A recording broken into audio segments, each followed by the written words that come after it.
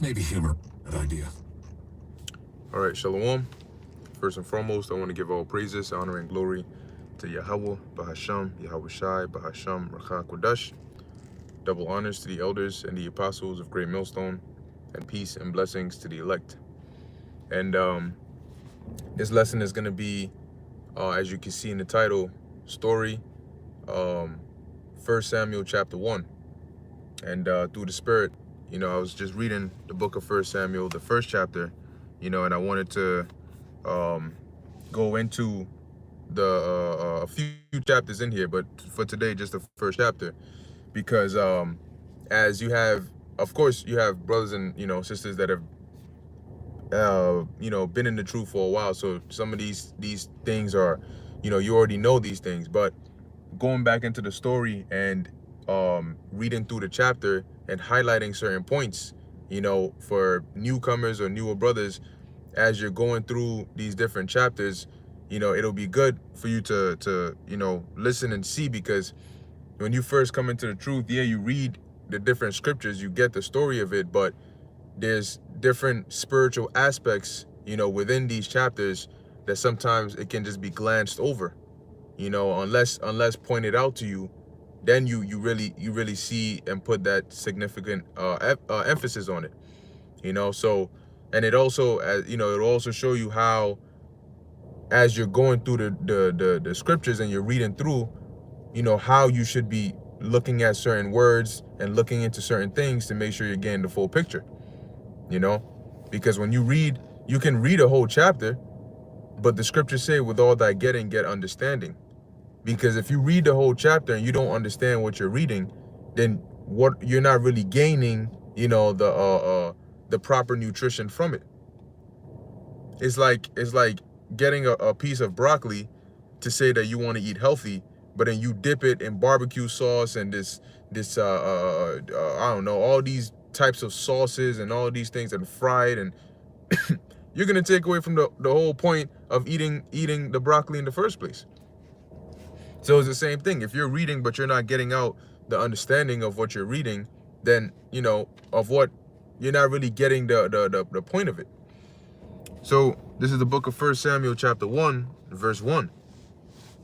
It says, "Now there was a certain man of Ramathaim Zophim of Mount Ephraim, and his name was Elkanah, the son of Jehoram, the son of Elihu, the son of Tohu, the son of Zuph, an Ephrathite."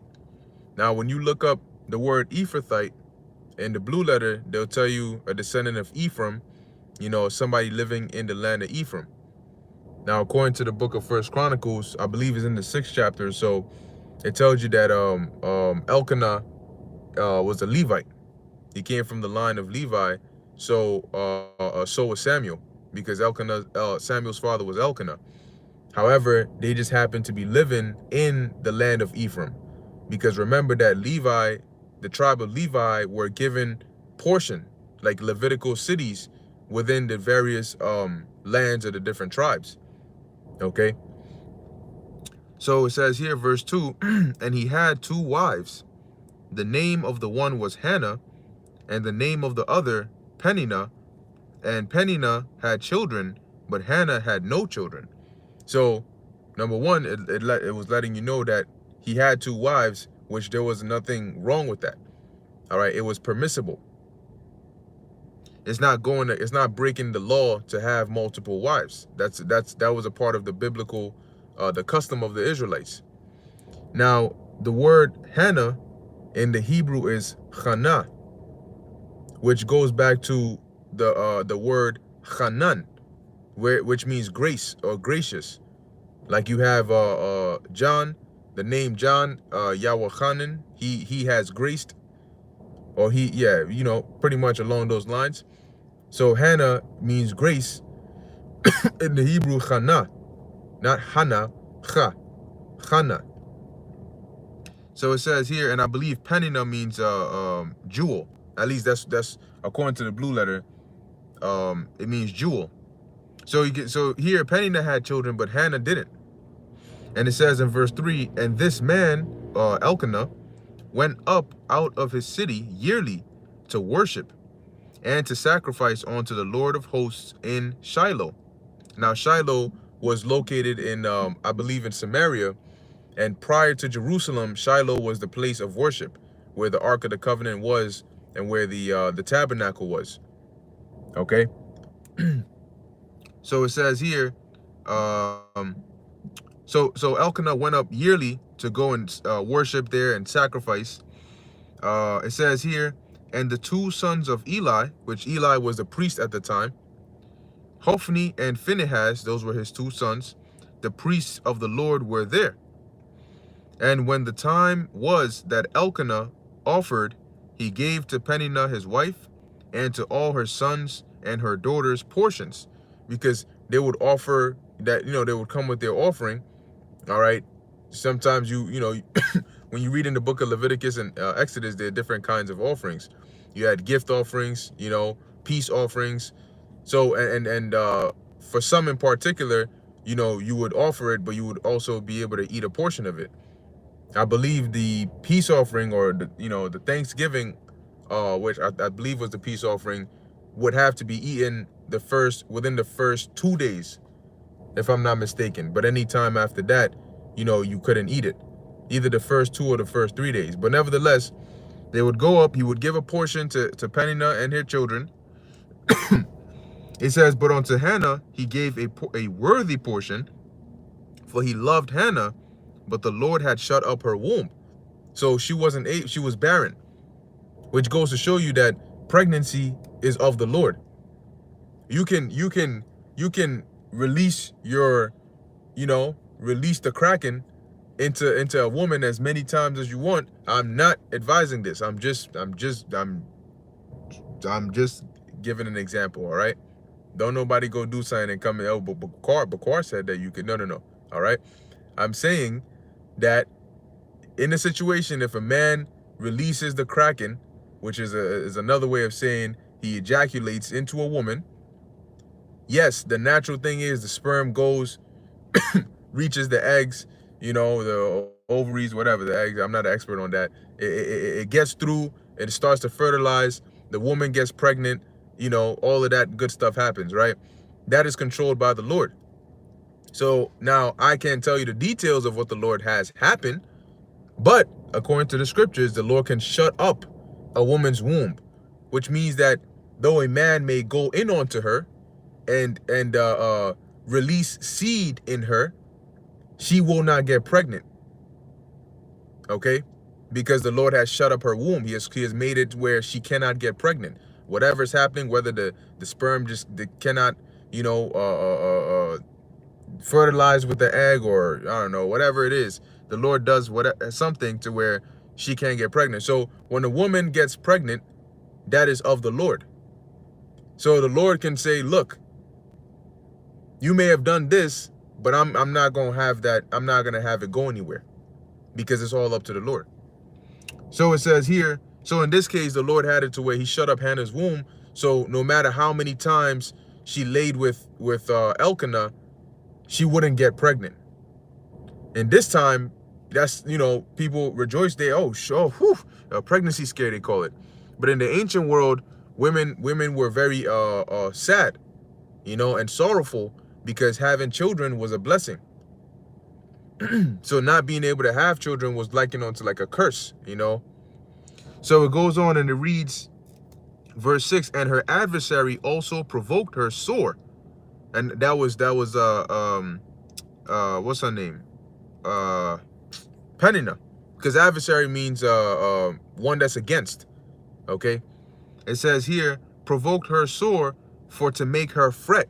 So she kept provoking Hannah, trying to trigger her, to make her fret, meaning she would rage or she would lose it. Because you can imagine, women do that, right? You can imagine that rubbing the fact that she has children in Hannah's face, but in like a subtle, indirect way, throwing, like, as they call, subs, those kinds of things, knowing that Hannah was very sensitive to this issue. So it says here, because the Lord had shut up her womb. Verse 7, and as he did so year by year, when she went up to the house of the Lord. So as Elkanah did so, meaning they would go up year by year to Shiloh because they were in Ephraim, so they would go up, meaning that if you look on the location you're going to was on a higher, I guess, altitude, higher ground, so you would have to actually go up. So sometimes you may see somebody in maybe Samaria, which is north of Jerusalem, but it'll say that they went up to Jerusalem. And you'll say, but wait, that's down, that's south. But it's not talking about north or southwise. It's talking about the height of the land, because Jerusalem was a hill country. So as it goes on, so it says, and as he did so year by year, when she went up to the house of the Lord, so she provoked her. So who was the she that provoked her? It was Peninnah that provoked Hannah. It says, therefore she wept and did not eat, which was Hannah, because she would feel bad. It says, then said Elkanah. Now, when you're reading this, you gotta actually be realistic. You gotta imagine this, because when you read it, it's only a few lines, but in real life, it's more than that. In real life, imagine Elkanah or Hannah, in this situation for years, right? Because it says here, and as he did so year by year. So it doesn't say for how long, but it just said year by year. So every time, and a year is not just something that just poof is 1 year, poof is gone. All right, that's a whole 12 months. So every time, imagine Hannah always being in that state of sorrow, in that state of,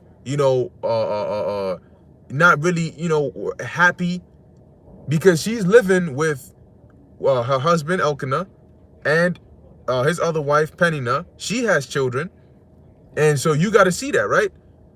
Here it is. You whatever happens, whatever Peninnah can do with her kids, Hannah can't do necessarily, right? There's always that feeling there.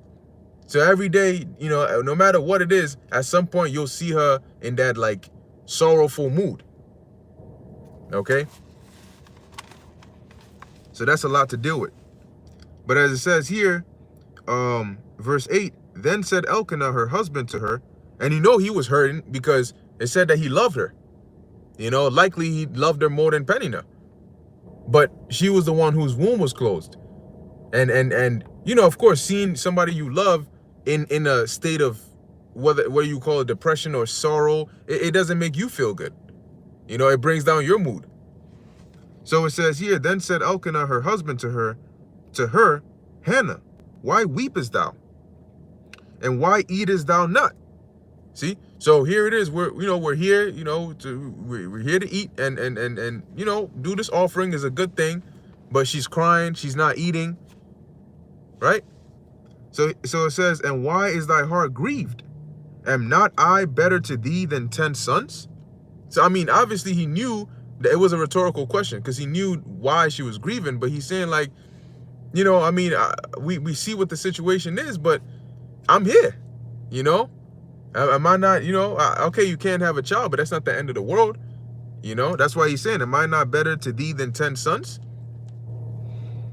Verse 9, so Hannah rose up after they had eaten in Shiloh, and after they had drunk. Now Eli the priest sat upon a seat by a post of the temple of the Lord. A post meaning a doorpost. It says, and she was in bitterness of soul, and prayed unto the Lord, and wept sore. Here's another key part to pay attention to. She wept sore, meaning that she was bawling her eyes out. She was actually crying. She wasn't just doing them fake movie scenes, them little sobs. No, she was actually crying. She was weeping. Because when you add sore, that's like today when you add the word OD or mad. You can say that was crazy, but you say that was mad crazy, or that was crazy, or that was that was something else. It's like putting emphasis on it. So it says here, verse 11, and she vowed a vow and said, O Lord of hosts, if thou wilt indeed look on the affliction of thine handmaid, and remember me, and not forget thine handmaid, but will give unto thine handmaid a man child. Then, so she asked for a man child. She didn't ask for a daughter. She asked for a son. Then I will give him unto the Lord all the days of his life, and there shall no razor come upon his head. Meaning that her son or her child, her son, would be dedicated unto the Lord. Like Samson. All right, so he would be a Nazarite, or under that sense, meaning he would be dedicated unto the Lord. That's why no razor would come upon his head. So it says here, verse 12, and it came to pass as she continued praying before the Lord that Eli marked her mouth. Meaning that when you look up the word marked in the Hebrew, this is something you got to look up, right? When you reading through, don't just say mark, because right now if you say like mark something, Eli did not take a permanent Sharpie and go up to her lips and mark her lips. So you got to look up the word mark. In the Hebrew is shamar, which you have guard, observe, take heed, observe keenly. So what was Eli doing? In essence, he was reading her lips as she was praying.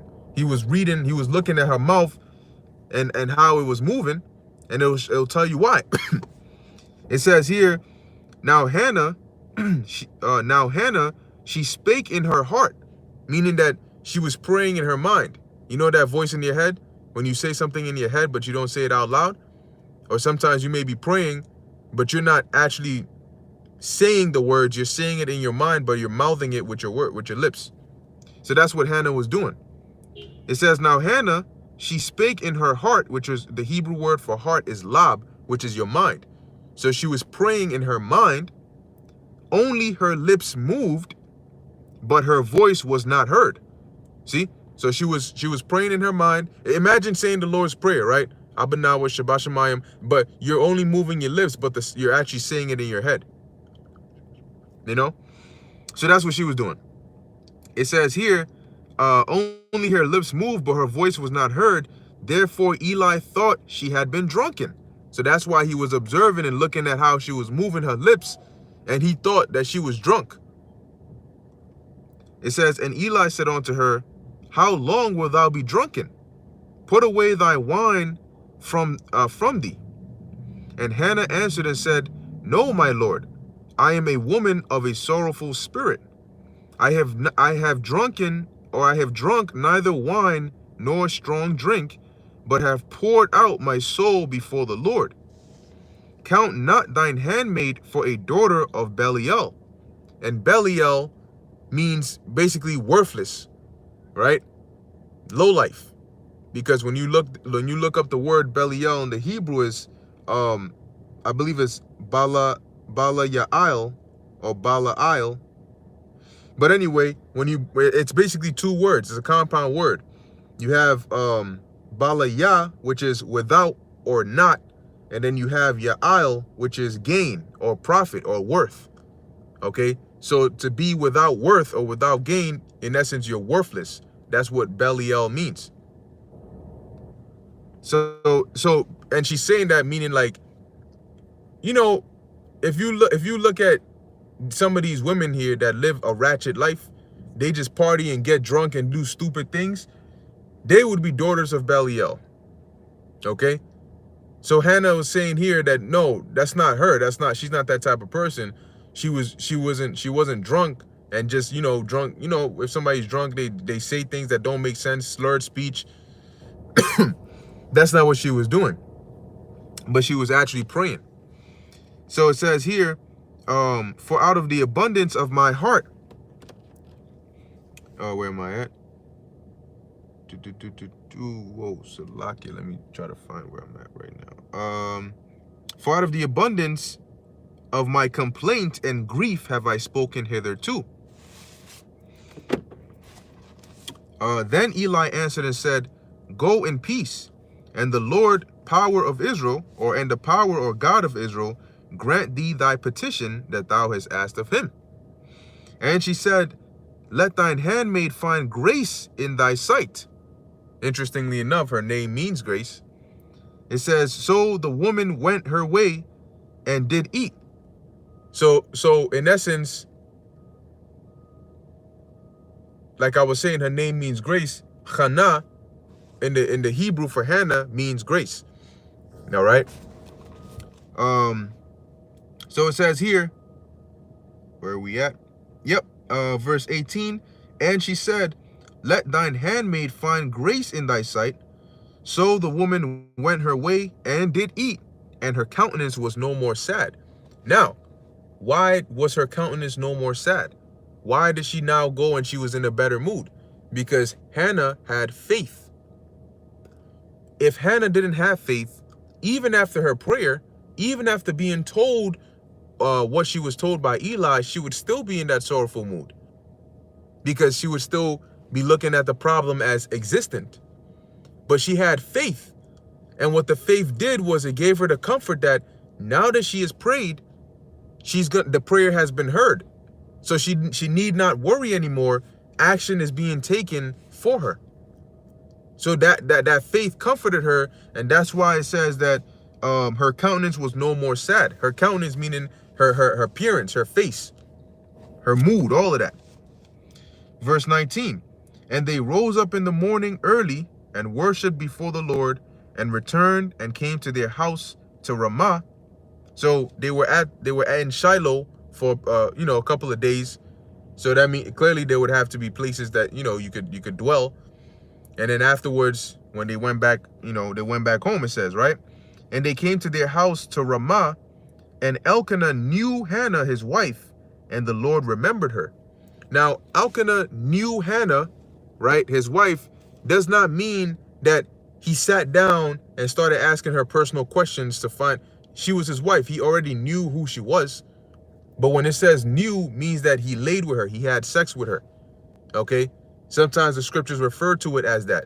And he knew her, and she became his wife. And he knew her, and this is how the next few lines are going to explain or confirm what I just said. Because it says here, they went back, and Elkanah knew Hannah his wife, meaning he slept with her, and the Lord remembered her. So when he popped, or when he laid with her, the Lord remembered her, meaning he remembered her prayer and opened up her womb. So Elkanah wasn't using no raps, all right? He wasn't on the don't be silly, rap your willy type of time, all right? He did what he did, the regular way. All right, and it says here, the Lord remembered her. Wherefore it came to pass, when the time was come, about after Hannah had conceived, which is 9 months, meaning the time had come about after she had conceived. So conceived, she got pregnant. 9 months later, that she bare a son, and called his name Samuel, saying, because I have asked him of the Lord. Now, when you look up the name Samuel in the Hebrew, if you look it up in the blue letter, what will come up is, it'll say Sham Wa'ala. All right. And then it says, I think name of something. But when you look up the words, you have Allah, which is power or God. But then you also have Shammai, which means to hear. So when you look at the Strong's definition, it will tell you that the name means heard of God. All right? The two words Shammai and Allah, heard of God or heard of the power. And as she said, she called him Samuel, saying, because I have asked him of the Lord. So she asked of the Lord, and the Lord heard her, and the Lord remembered her and gave her a son. And you know that this was the doing of the Lord, because she didn't get a daughter, she got a son, exactly what she asked for. It says here, and the man Elkanah and all his house went up to offer unto the Lord the yearly sacrifice and his vow. But Hannah went not up, for she said unto her husband, I will not go up until the child be weaned. Then I will bring him, that he may appear before the Lord, and there abide forever. So in the when you look it up, you would wean the child, meaning the child still needs breast milk. They still need to be breastfed until they get to the a point where they're able to eat solid foods and they can eat and chew on their own. They say typically it's about 18 months, anywhere from 18 months to 5 years old. All right.